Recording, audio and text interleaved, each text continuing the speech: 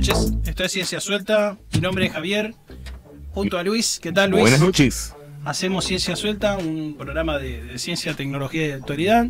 Y hoy tenemos algunas noticias interesantes, como por ejemplo el anuncio de China que para este año va a tener 6 tripulantes, ¿no? 6 astronautas habitando la estación. No sé si llegará a fin de año con esta noticia. También tenemos en la NASA también hay otras noticias interesantes también. Sí, tenemos sí. el transporte del SLS, el cohete más grande que construido hasta el momento, que le está corriendo la carrera Starship de SpaceX, ¿no? Ahí como la NASA, ¿quién la tiene más grande? Y ¿Quién tiene la nave justamente, más grande, perdón? y también SpaceX, que ha tenido lo suyo en esta semana. Sí, hizo lanzamientos, ¿no? Sí, es verdad. Hoy mismo, hoy hubo uno. Hoy Vos hubo tenés uno. la noticia ahí. Sí, acá tenemos todo lo que ha sido el cronograma y también de lo que han sido puesta de más satélites de Starlink, entre otras cosas. Sí, que ya tiene más de 2000, debe ser como 2300, 2400 satélites. Y que si ahora si te pones acá la cuenta, ¿no? Porque ponele que haga 50 vuelos más en el año, ¿no? 50 vuelos y a un promedio, a unos 40 satélites, pongámosle por algún problema que tenga, 40 satélites por vuelo. ¿No? O sea, por despegue. Por despegue. No, vuelo no, sería por lanzamiento. Está mal dicho vuelo, son lanzamientos. Y 5 por 4, 2000. O sea, en todo el año, 5 por 4, 20 serían 2000. 2000 satélites colocaría en todo el año. El récord. Sí, sería récord Guinness de lanzamientos. Un récord de puesta en marcha, pero no cumpliría con su objetivo, porque su objetivo es poner 12.000. 12.000. Para Sí, el sí, tiene primer razón. permiso tenía para 12.000 y este año que pasó, el año pasado, le otorgaron un permiso para poner 40.000 satélites en órbita. ¿Cómo los va a poner con los Falcon 9? Con estos Falcon 9, con esto no puede. Obviamente, ni aún lanzando uno por semana. Claro, llegando al ritmo de uno por semana, que es lo que tiene planeado hacer este año, llegaría a unos 2000, más o menos, 2000 y pico, por ahí. Un número más o menos 2000. Y tendría que poner en marcha la supernave esta que está construyendo, ¿no? El Starship. El Starship puede cargar mucho más. Sí. Eso puede cargar, no sé si son 150 toneladas, ¿no? 150 toneladas a órbita baja. Tranquilamente. Sí, ese es el número, ya me acuerdo que lo hemos anunciado por acá. Y contra esto, que está llevando, no sé cuántas toneladas lleva, pero es mucho menos, además el espacio, ¿no es cierto?, que tiene adentro. Podría colocar, digamos, el año que viene, si el año que viene está funcional, y podría colocar, no sé, 10.000 satélites y llegar a terminar la constelación en el 2023-2024, como mucho. Y a este paso, sí, al paso actual. O sea, mirando la tecnología que se está poniendo en marcha, la que todavía no está, que es la nave esta Starship de la que hablamos casi siempre, podría verse que en un par de años, digamos, para llegar, entrado por ahí 2 o 3 años, entrado el 2024, tendríamos una empresa que haya puesto más satélites que ningún otro en toda la historia. O sea, que la suma de todos los demás en toda la historia. ¿Qué tal, Toda la historia desde el Sputnik para acá, Estamos hablando de desde, toda la historia de la década del 60. Claro, sí. Del 50, ¿no? Del 50, final del 50, sí, final del casi 50. del 60 podríamos decir. Ya es algo extraordinario. Pero bueno, la NASA sigue con su SLS, que podría llegar a ser, como dijimos, el cohete más grande, la nave más grande. El verdadero titán de construido. titanes. Titán de titanes, es una cosa espectacular. Solo es superado por la Starship, ¿no? Que la de SpaceX. Sí. Pero ese todavía no está lanzado. O sea, acá hay una carrera de quién va a ser el más grande por esto. Porque si el SLS se lanza primero, el SLS pasaría a la historia como el cohete más grande construido hasta ese momento. Y lo podría superar la Starship si lo lanza después. Pero si SLS se retrasa, Starship se lanzaría primero y ese sería el cohete más grande construido por la humanidad y lanzado por la humanidad. Y el SLS no podría llegar a ser el más grande porque se queda unos metros abajo. Así que la NASA, su récord, que lo viene anunciando hace como, no sé cuánto, hace como 5 o 10 años, de entre 5 y 10 años, que viene diciendo que va a construir el cohete más grande. Así Ahora, el fin es el mismo, tanto perseguido por la empresa SpaceX como por la NASA, es el retorno a la Luna para un futuro trampolín a Marte. Así es, y ahora ya está la Unión Europea, perdón, la Agencia Espacial Europea. La ESA. La ESA, no la Unión Europea, la Agencia Espacial Europea. Está, ya dio la concesión, ¿no es cierto? Otorgó a un conjunto de empresas, a una multinacional, que se une para ser la primera en realizar un experimento sería un prototipo de extracción de oxígeno a la Luna. Así que la primera planta para extraer oxígeno a la Luna estaría, digamos, ya los contratos estarían circulando en estos días. Es noticia de esta semana. Así que ya eso va avanzando para esta década. A fines de década estaremos en la Luna, no lo sé. es lo que... Además hay conflictos internacionales ahora, como lo que tenemos, la guerra entre Rusia y Ucrania, que está pasando, digamos, que no se terminan de llegar a un tratado, y sigue el conflicto. Eso posiblemente demore muchas cosas. Una simulación mostró un posible desacople de los módulos rusos de la estación. Claro, y los rusos ya anunciaron, los rusos,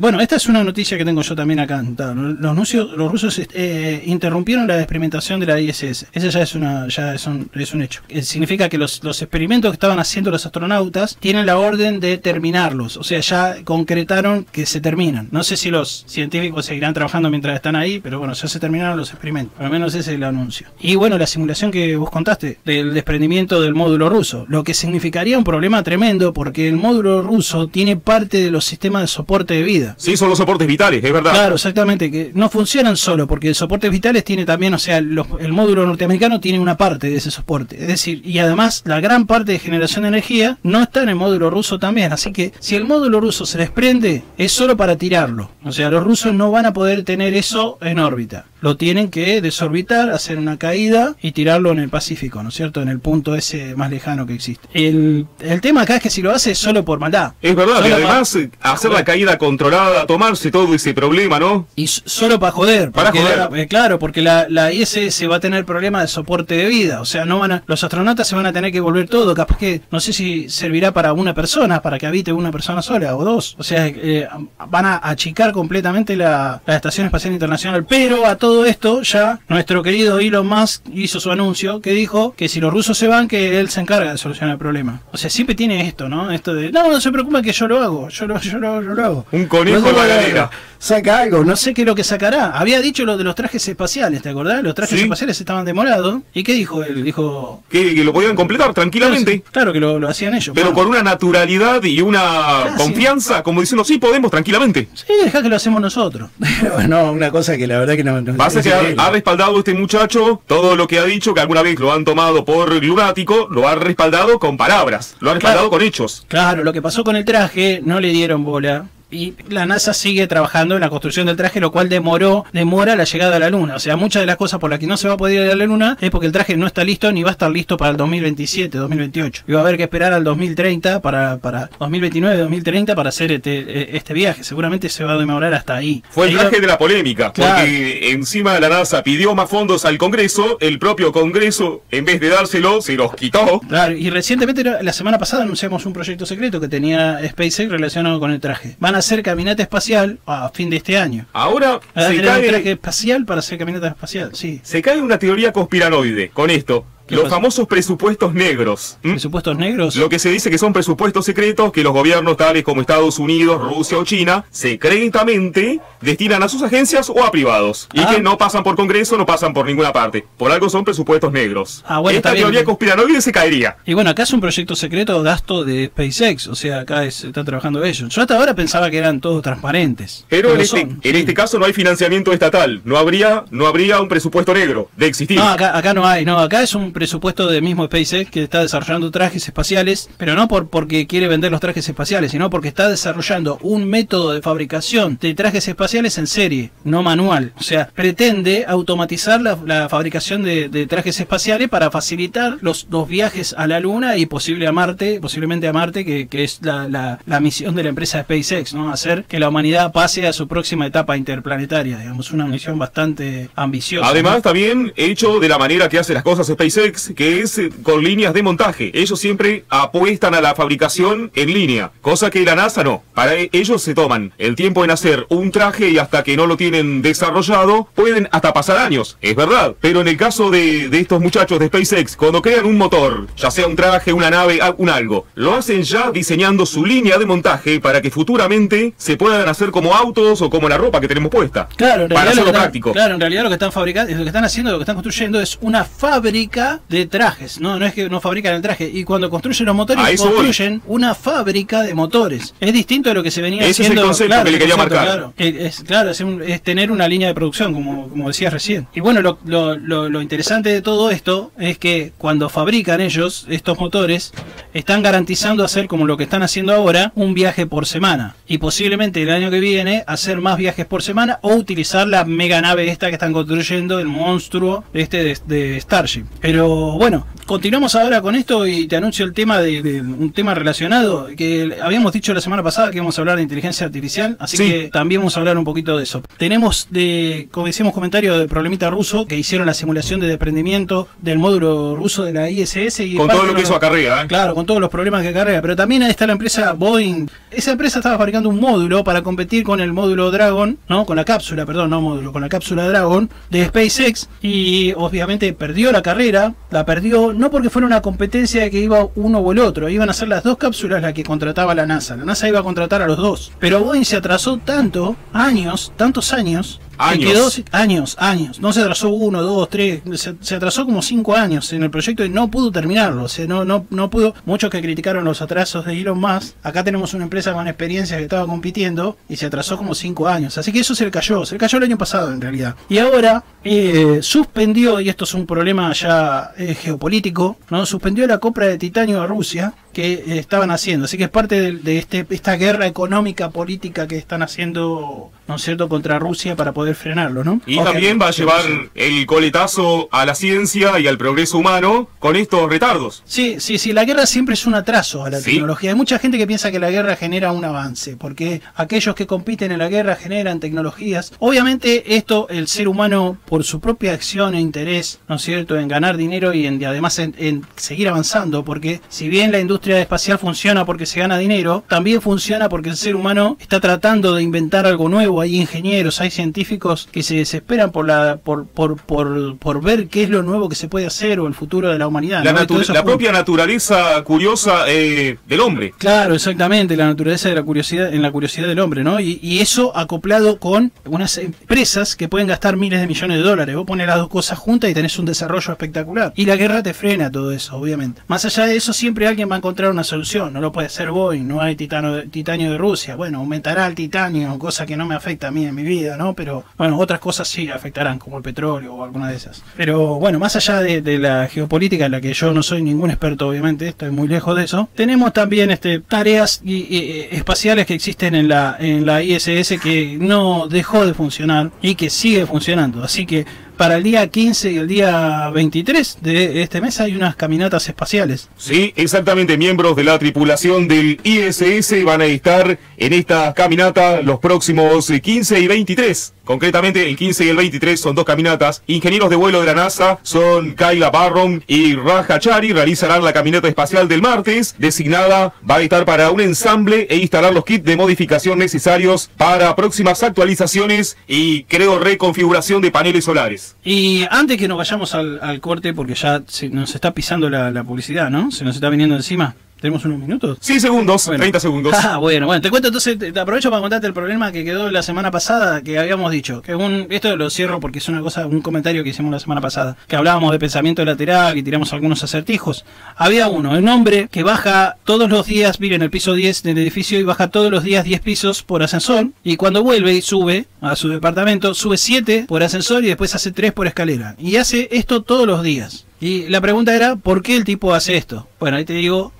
porque el tipo es un enano o una persona de baja estatura que no llega al botón que está más arriba del 7. Terminamos con el tema de pensamiento lateral, con lo último que habíamos dicho. Arranquemos con lo que veníamos prometiendo de las semanas anteriores, inteligencia artificial. Cuente que es algo que es una realidad. Incluso la propia Universidad de Burlingame, la UNAUR, es una universidad que puede dar cátedra de estas cosas, tiene su carrera en robótica, en programación. Ya algún día vamos a hablar con ellos. Por eso es algo que ataña al barrio. Cuéntenos eso. Sí, bueno, lo que tienen en la universidad, tienen computación, robótica, y aprenden lo básico de inteligencia artificial, ¿no? Que son las redes neuronales, los algoritmos evolutivos, que ahora te voy a contar, y te voy a contar un poco la historia de eso, que arranca en el año 40, como a diferencia de lo que muchos creen, que arrancó ahora en estos últimos 10 años, ¿no? La inteligencia artificial y de hecho las redes neuronales arrancan con un trabajo de la década del 40. Ya te cuento por qué, pero primero te cuento un cachito, qué es lo que se hace con todo esto, ¿no? Y ¿a qué podemos llegar con la inteligencia artificial? Ya habrá visto la gente o escuchado visto los que vieron los videos de YouTube que le ponemos algunas imágenes, imágenes generadas a través de una inteligencia artificial, ¿no? Y también tenemos programas generados por una inteligencia artificial, en donde un software que interpreta el lenguaje hablado lo transforma a texto, una inteligencia artificial combinada con esa agarra el texto, interpreta el significado, que es lo que vos querés hacer, ¿no es cierto? Yo estoy diciendo la perspectiva de todo esto y no estoy describiendo el funcionamiento. En realidad no es así, no hay alguien que esté interpretando, ¿no? Es un algoritmo que funciona con redes neuronales y hace estas dos cosas. Primero, transforma, esa es la palabra, transforma el lenguaje natural hablado al lenguaje natural escrito, a código. Que es, ¿no?, cómo interpretan y leen las máquinas. Exactamente, eso lo transforma, esa información de letras y palabras la transforma a código, la codifica a números. Eso mediante otros trabajos después se vuelve a convertir, ¿no es cierto?, en el código a transformar, que en este caso podría ser un lenguaje de programación. Y así es como vos podés pedirle a una computadora que te haga determinado programa. De hecho, eso ya existe, es nuevo, hay que saber de programación, como lo hablamos en aquel momento, para usarlos hoy en día, pero esos programas están incrementándose y haciéndose cada vez más complejos. Y lo interesante de las redes neuronales es que tienen una parte de funcionamiento que es el entrenamiento o hacerlas que se adapten a nueva información. Internet tiene gran cantidad de información de texto por todos lados, y chats, y programas, y ahí va todo eso abierto para que lo pueda leer cualquiera, y eso sirve para entrenar a las redes neuronales, para que aprendan. Entonces, en este caso, la inteligencia artificial, lo que tenemos es un software que aprende de toda la información que venimos manejando en Internet. Ahora, ¿esto va a hacer que todos nos quedemos sin trabajo y no podamos escribir nunca más? No. Pero va a haber que adaptarse al cambio, como la gente que tuvo que vivir la revolución industrial, se quedó sin trabajo con la pala, pero empezaron los maquinistas. Claro, exactamente, empezaron los maquinistas, pero incluso aparecen carreras como diseñador gráfico, que la gente no tendría ni idea de que eso podría llegar a ser, y es uno de los trabajos más pedidos hoy mismo. Y hoy en día, que piensan que un programador podría quedarse sin trabajo si una computadora se programara. Tengan en cuenta que hace 50 años los programadores no eran una carrera, digamos, importante en el mundo, eran una excepción, y hace 100 no existían el concepto de un programador. Entonces, tengan en cuenta que es una carrera que podría desaparecer, sí, pero que si antes el mundo vivía sin esa. Lo que significa es que, desde mi punto de vista, de lo que hemos analizado acá en el programa otras veces, lo que va a pasar es que va a haber más profesiones, no menos, mayor cantidad de profesiones. Estamos recordando que el primer título, por lo menos oficial, de programador lo daba el Instituto Argentino de Computación, el IAC. O sea, no fue hace tanto. No, eso que fue década del 80, ¿no? Sí, finales del 80. Sí, o antes quizás, pero bueno, por ahí, ¿qué son? 40 años. Sí, por eso es algo nuevo. Es algo nuevo que existe. Igualmente, las redes neuronales tienen un nacimiento mucho más atrás. Y también los algoritmos evolutivos. Algoritmos evolutivos, yo te cuento más o menos lo que es, para aquel que le interesa, ¿no es cierto? Es, básicamente, vos tenés pequeños programitas, ¿no es cierto?, que hacen una simulación y que tienen una forma para simular que es básicamente aleatoria. Entonces vos, por ejemplo, querés simular una molécula, el comportamiento de una molécula, y tenés un programa que le cargas los datos de cómo está formada esa molécula, ¿no es cierto? Vos estás desarrollando, por ejemplo, una vacuna. Esto no lo estoy inventando, esto se hizo. De hecho, el desarrollo de la vacuna tiene mucho que ver con esto. Y en un algoritmo evolutivo, vos lo que haces es, tenés esa molécula armada por vos y ese comportamiento, y obtenés una serie de resultados. Por ahí la molécula era inestable, no servía, entonces vos probás con otro modelo. Básicamente, los algoritmos evolutivos, ¿qué hacen? Ejecutan este programa varias veces y prueban con varios pequeños programitas de esos. Y esos programitas terminan, se hace un cálculo, una función o un algoritmo de testeo, que testean a ver qué tan bueno es ese algoritmo. Después se hace una selección, o sea, muchos de ellos mueren, o sea, esos programas no existen más, y otros de los que quedan generan la siguiente población, que de hecho se la llama así, que va a hacer el mismo test, y así sucesivamente, en un concepto evolutivo que tiene su origen en el funcionamiento de la naturaleza misma, de la vida, ¿no es cierto? Por eso es que algunos de estos se llaman algoritmos genéticos y tienen operaciones de cruza entre un algoritmo y otro. Son medio complicados, pero básicamente es tomar el funcionamiento de la vida y llevarlo a un algoritmo, a un programa. De hecho, hace un par de años se desarrolló lo que se conoce como los biobots, o son unos robots construidos con células. O sea, lo que se hace básicamente es tomar el óvulo de una rana. ¿Por qué el de una rana? Porque, bueno, la rana tiene células más grandes y son más fáciles de trabajar. Sí, es más manipulable el material genético. Exactamente. Entonces, lo que se hace básicamente es programar cómo se van a generar esas células. Vos podés hacer que de la rana solamente se generen las células del corazón, por ejemplo, o que se generen solo células epidemiales. Y ese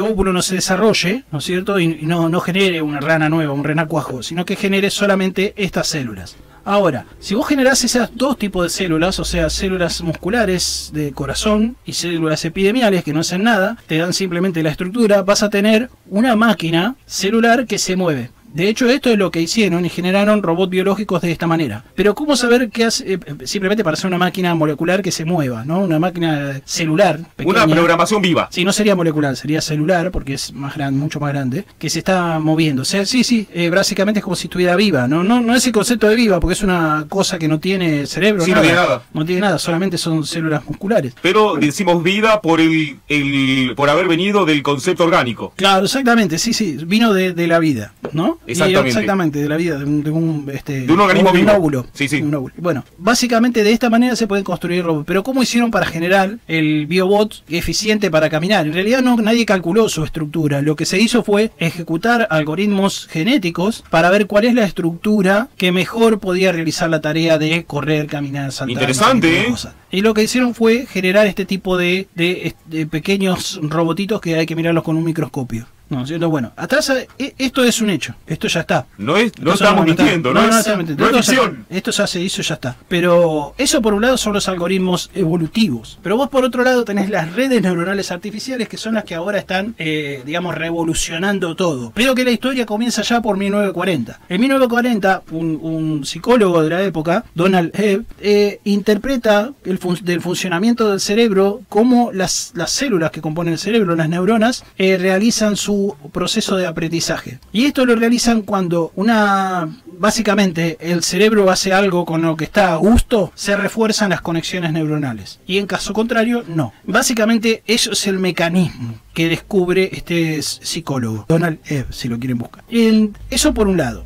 Hasta ahí no hay ningún adelanto de redes neuronales artificiales, pero sí se sabe algo del cerebro y del funcionamiento del cerebro. En el año 1940, esto genera avances en dos sentidos, ¿no? Para lo que después fue la inteligencia artificial y también para la neurofisiología. Ahora, un neurofisiólogo y un matemático en el año 1943 hacen un trabajo conjunto, que son Warren McCulloch y Walter Pitts. Estos dos lo que hacen es el primer modelo matemático del funcionamiento de una neurona. Básicamente agarran una neurona y hacen una ecuación matemática, vos lo ves y es la suma de todas las entradas multiplicada por un factor. Y eso te da, y a eso se le aplica una función, ¿no es cierto? Un cálculo de una función. Básicamente esa cuenta simple te da el funcionamiento de una neurona. Puede sonar complicado dicho por radio, pero para el que no conoce, pero si vos lo ves escrito en un papelito es una cosa muy sencillita. Claro, está simplificado. Claro, está básicamente toma eso del funcionamiento de una neurona. Hasta ahí no tenés nada. Obviamente, vos lo que podés hacer matemáticamente es juntar varios de estos elementos y desarrollar qué funcionamiento podría tener. De hecho, muchas de las cosas que se hicieron fue hacer electrónica con esta matemática. O sea, construir circuitos eléctricos que tenían este funcionamiento. Ahora, bien, hasta ahí no generaste nada, simplemente todo esto es experimental. En el año 1958, Frank Rosenblatt, ¿no es cierto?, integra todo esto y le da estructura. Y crea lo que es la primera estructura de una red neuronal. Año 1958. Se llama perceptrón por el funcionamiento que tiene, pero sin ir al detalle, básicamente es la primera estructura de una red neuronal y básicamente la estructura básica de las redes neuronales que existen hoy en día con un agregado. Agregado que se le da en los años siguientes. Por ejemplo, en 1975 por Paul Wirbos. Paul Wirbos lo que hace es agrega más matemática a esto y dice, esta red neuronal puede aprender con este algoritmo. Y desarrolla un algoritmo, se llama backpropagation, básicamente, que permite generar estructuras más grandes de redes neuronales. Ahí ya estamos, en este punto, 1975, ya estamos en un algoritmo, ya estamos en los primeros algoritmos de inteligencia artificial. Lo que no lo acompaña son las computadoras que hay en la época, ¿no? El rendimiento no sirve. Hasta ahí llegamos a un vacío de 20 y pico de años. En 1997 ya nos acercamos al presente, así que no se asusten, no los voy a bombardear tanto con historia. Aparecen estas redes neuronales con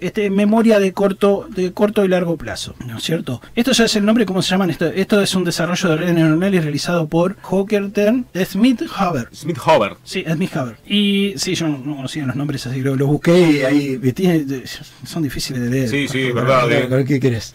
Bueno, básicamente acá se crea una estructura de redes neuronales que tienen una pequeña memoria. Es decir, hasta ahora las redes neuronales simplemente eran circuitos reactivos o programas reactivos a determinada entrada o valor de entrada o texto, si se quiere. Hablemos de la interpretación del lenguaje natural. Un texto, una palabra de entrada, un código en la salida. No tenés mucho hasta ahí, pero sí se han podido usar como una serie de filtros, una serie de funciones complejas para interpretar datos complejos de entrada, ¿no es cierto? Hasta ahí tenés unas soluciones muy matemáticas, algo que no está al día de las personas, ¿no? Pero sí se podría utilizar, por ejemplo, para interpretar bordes en una imagen visual. Hasta ahí estamos en ese nivel. Y después aparece, recién en el 2007, se hace una mejora de lo que se venía haciendo con redes neuronales de Hopfield también, que son de las décadas 90, que se conocen como redes neuronales recurrentes. Las redes neuronales recurrentes simplemente tienen memoria, es decir, las acciones anteriores realizadas sí tienen que ver con el conocimiento que generan o las reacciones que generan las redes neuronales hoy. Y ahí se va generando un avance en la tecnología. ¿Ves cómo va creciendo? Claro. Desde que hay un modelo matemático en 1943, en el 2007 ya tiene una estructura de cómo es el funcionamiento. Acá pasaron más de 50 años y todavía no es muy útil, ¿eh? ¿O no? Es impresionante. Estaba en lo teórico aún. Está en lo teórico. Bueno, no teórico, porque las redes neuronales sí han servido, por ejemplo, para... ¿Te acordás los escáneres que tenían lectores que te interpretaban el texto? Ah, sí.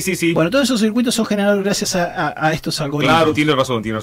Ahí arranca el primer uso. Y después también el de las imágenes. Vos tomás una foto de un texto y que te lo convierte todo. O sea, es una imagen, no es una foto. Para aquel que por ahí le parece que si se saca una foto de un texto, tiene texto en la computadora, no lo tiene. Lo que tiene es una imagen de un texto. Ahora eso hay que convertirlo a letras, es otra codificación. Bueno, para eso se han generado también algoritmos relacionados con redes neuronales artificiales. Si bien podríamos escuchar otro tema de AC/DC, sí, es verdad, que eso sería algo bueno para después cerrar este tema y ver hasta dónde llegaron hoy las redes neuronales, que ahora te lo voy a contar. Básicamente hablamos de la traducción de lenguajes y de la revolución que está habiendo ahora con las redes neuronales que hacen trabajos más bien artísticos. Te cuento entonces, rápidamente.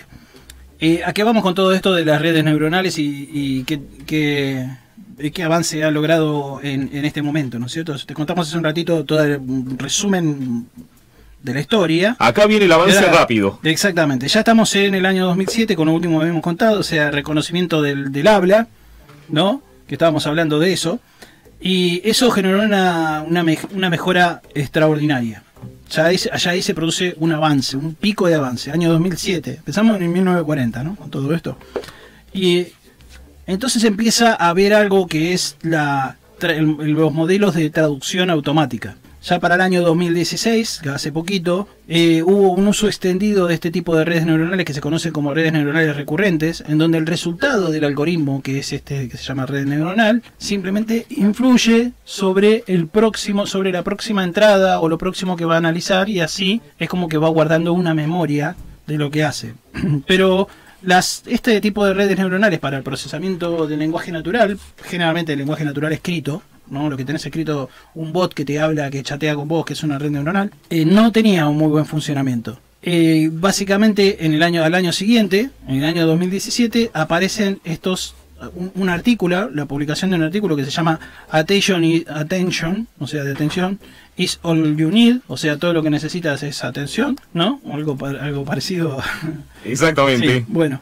Y aparece un tipo de modelo de redes neuronales, que acá yo me estoy salteando muchos conceptos, básicamente por una cuestión de tiempo y porque el programa no es para ir al nivel técnico, ¿no? Pero si alguien quiere hacer alguna pregunta a los videos que subimos en YouTube, en el canal Ciencia Suelta, lo puede hacer. Bueno, acá en este trabajo, lo que surge es un tipo nuevo de redes neuronales que se llama Transformers, ¿no? Cuente. Bueno.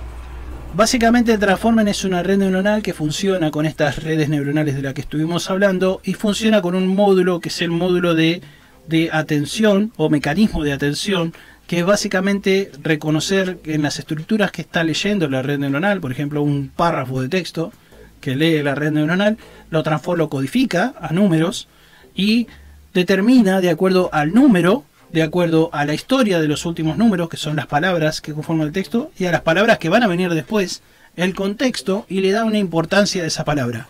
Y eso va transformando a la red neuronal y le va dando una cierta especie de memoria. ¿El resultado de este cuál es?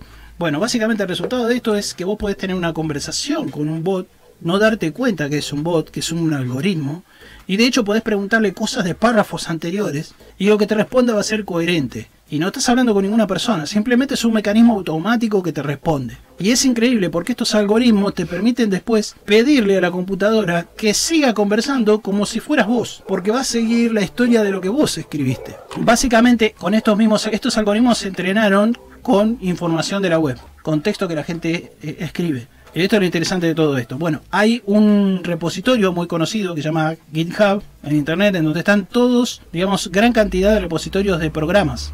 Bueno, entrenando con los programas se logró hacer un algoritmo que programa, que es el del que hablamos en unos programas anteriores. Básicamente tenemos ya redes neuronales que están programando. Directamente programando, generando imágenes. O sea, están generando un nuevo mundo. Ahora no se asusten que no vamos a quedar sin trabajo en lo próximo, pero sí esto va a generar nuevas profesiones y va a generar nuevas fuentes de trabajo. Así que está bueno conocerlo, saber de qué se trata y hacia dónde se va con esto, ¿no es cierto? Sobre todo para las generaciones futuras. Bueno, espero que esto haya servido, ¿no? Que les haya ayudado pero por supuesto, a entender, a comprender algo. También con Luis ahora nos quedamos vamos las bandas, ¿te parece? Bueno, sí, yo me despido. Y le digo, como siempre, espero que hayan pasado un excelente día, una excelente noche y por supuesto que sea el peor del resto de sus vidas.